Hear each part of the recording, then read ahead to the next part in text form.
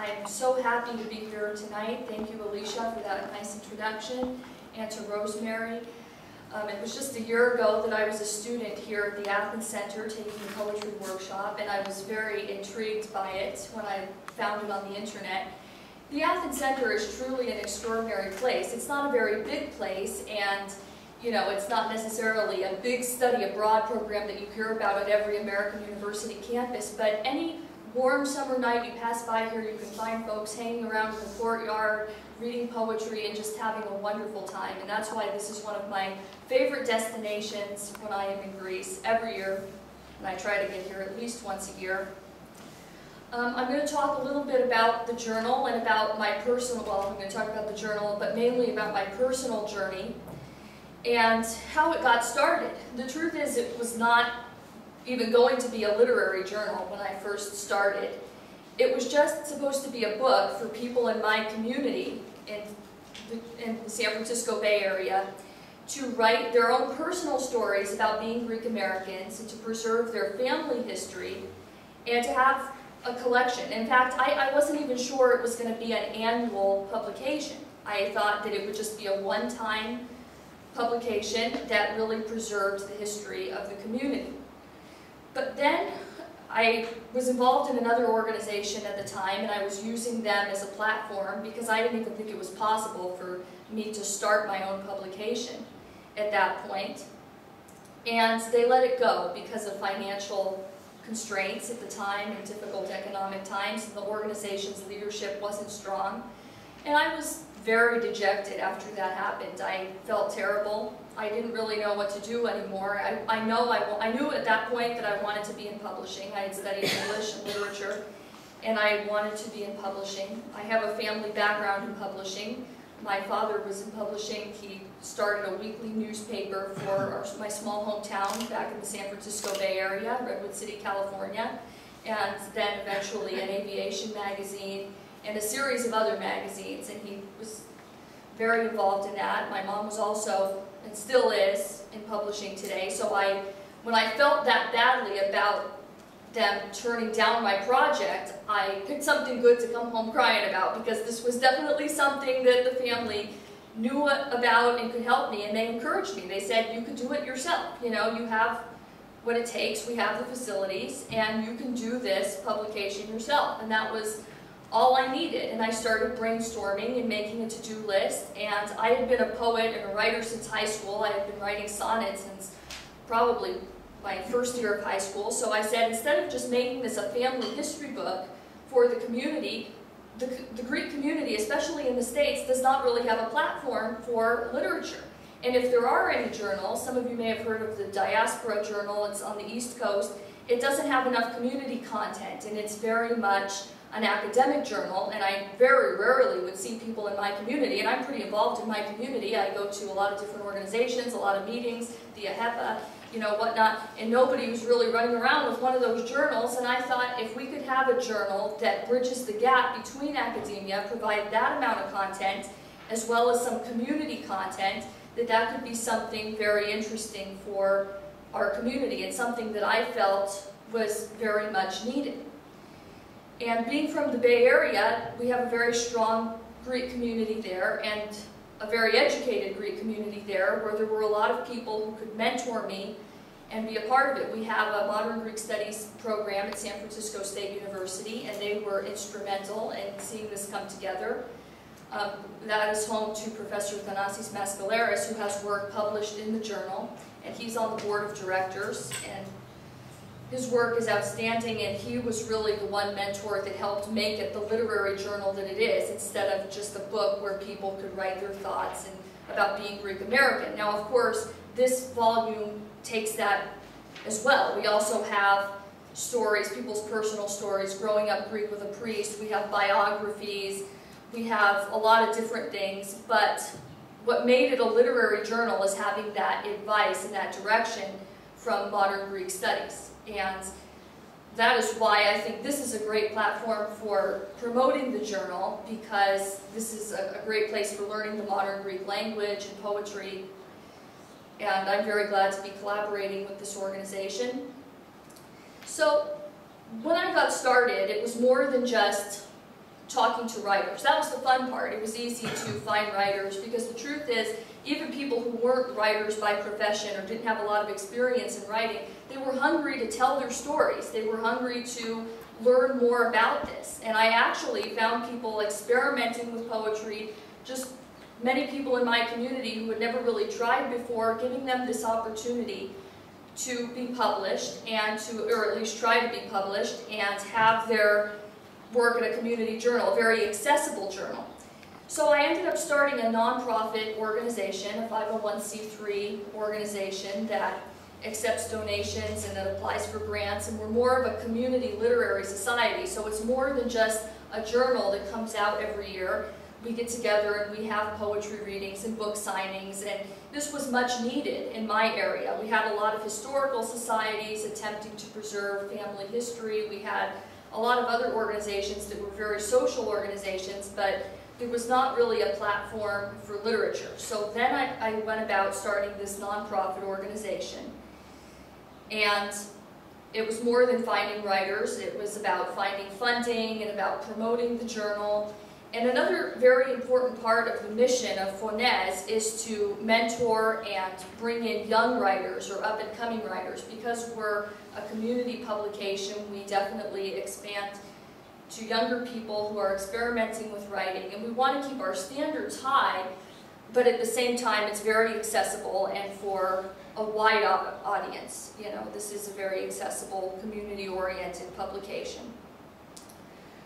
I'll talk a little bit about some of the work inside the journal. First, the cover art is by an artist here in Athens, and that is really when this became, the reason I bring up the cover, I think it's an important thing to talk about in any presentation.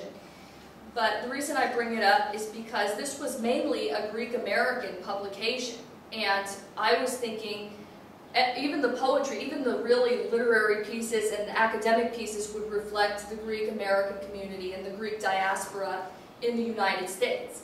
But when I started meeting people out here, I'm a third-generation Greek-American, and I have not been to Greece that many times, and I'm not fluent in the language, but connecting with some of the artists and writers out here was really what bridged that gap as well. And then I realized that, you know, Greece is in a very difficult time right now, and we have a lot of arts that are suffering. You know, public television and radio was recently shut down. These are very challenging and difficult times. And Greek Americans sometimes get a different perspective on that. Sometimes, you know, information can be skewed, but when you come here and really experience it, you wonder, how can a literary journal based in the United States that also includes writers and artists in Greece, how can we make a difference during this difficult economic time? And I really wanted to hit on that tonight. One thing that we're doing is publishing more political essays, opinion essays about people's experiences during this economic time. This is mostly in English, this first issue, but we're looking for more Greek content. Of course, it will be translated because we have a large American reading audience. But I think it is very important that we preserve the Greek language, and we're definitely going more in the direction of a research institute by collecting more political essays, research works, and really speaking about the Greek crisis and the difficulty and speaking to the people here. That is certainly one of the goals. Of course, going forward in the future, it's always a goal to have open-ended content. We always want to publish as much as we can, and there's really no limit. Often people will come to me asking for a topic or something like that, and the truth is that you can really write about anything. This is very open. The compilation process is pretty easy. I have some cards on how you can submit, and I certainly look for new writers for every issue. We're planning to have the next issue out by January, so that's only 6 months from now, and I'm hoping that those of you who are writers and poets in this audience will consider contributing to the journal, because I think it is worth your time to consider that. We're very much a global publication, and I think it's a good way to promote and get your name out. Okay, so there's more things that you can do to become more involved with our organization. One way is to volunteer for our editorial board. Volunteering is something you could do anywhere, whether you live here or in the United States. It's not something you have to be around here for. I mean, it's not something you have to be in the office to do, so I'm hoping that we can get more people to volunteer for our editorial board. We also have internship opportunities for younger students, and I think that's important at the Athens Center that we talk to students about possibly interning for the journal. Subscriptions are available. I have information on flyers on how you can subscribe, and we have a few copies for sale for about $14. We definitely want to expand our readership, so please take some flyers and pass them out to your friends, talk to as many people as possible, and definitely email me or call me if you have any questions. We're a 501c3. I don't usually like to ask audiences for money, but we're certainly accepting donations. And that's another way you can, a little bit goes a long way. You can, a small impact, you know, right when you think you're doing something small, it actually makes a big impact because we have a lot of writers and readers who benefit largely from what we do. At this point, I think I'll read a couple things from the journal.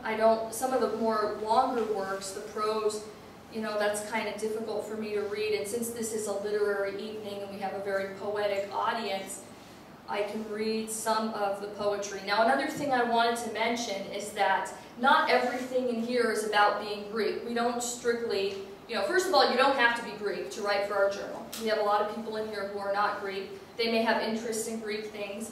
And then there are some people, Greek Americans, who have not really written on anything Greek or Hellenic in particular, but that really works for our journal. So just because you don't have anything that's really about being Greek, it doesn't mean you can't submit.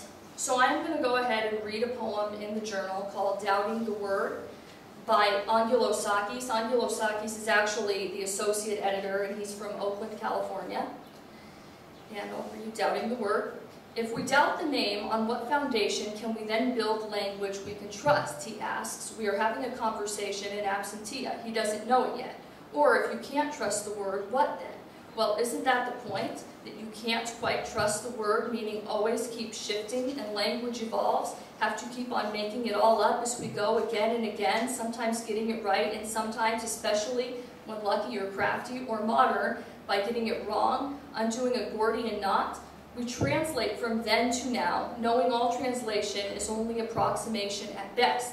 We receive the word, any word, even the word, perhaps on faith, somewhat at face value, and pass it through the alembic of personal experience, keeping in mind the inevitable discount we try. To get back to first writings, trying to get to original. Therefore, sterling meaning the very word try, implying actually getting to its nearly impossible, at least in this kind of verbal formulation. Achilles and the tortoise all over again. It is either the word, work, of the one God, or the polytheism of multiple versions, the infinity of that house of mirrors, and if this is about meaning, how can we seriously talk about meaning in a fractal world?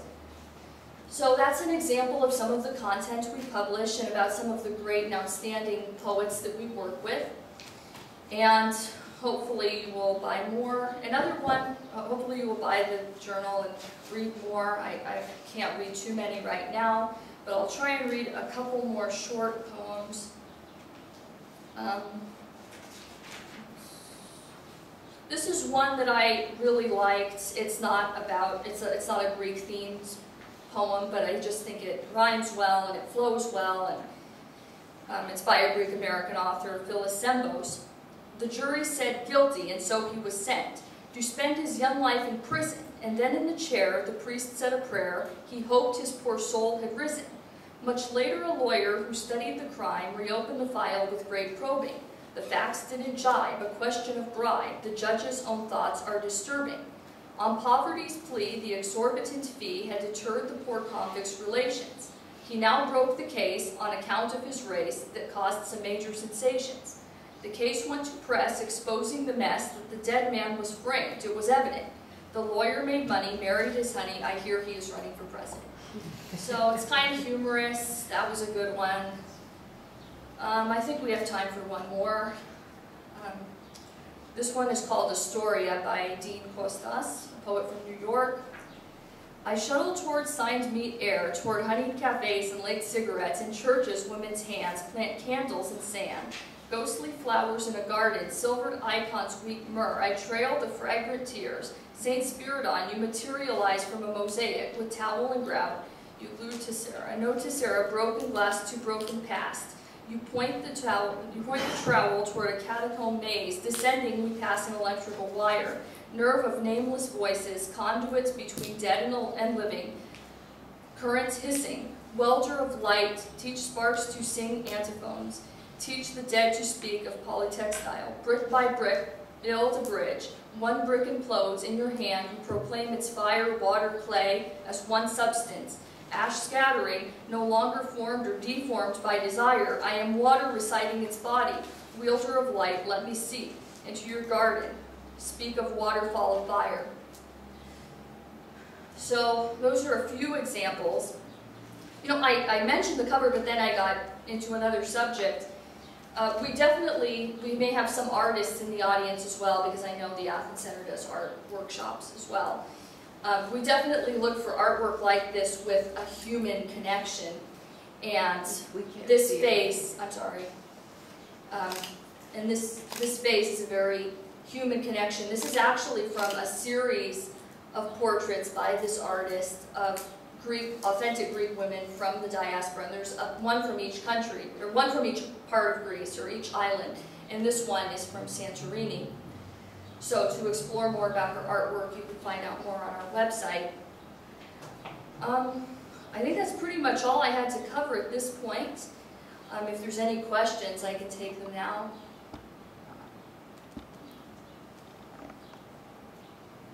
Yes? How wide is your readership? What is your, now do you think, or do you have an idea?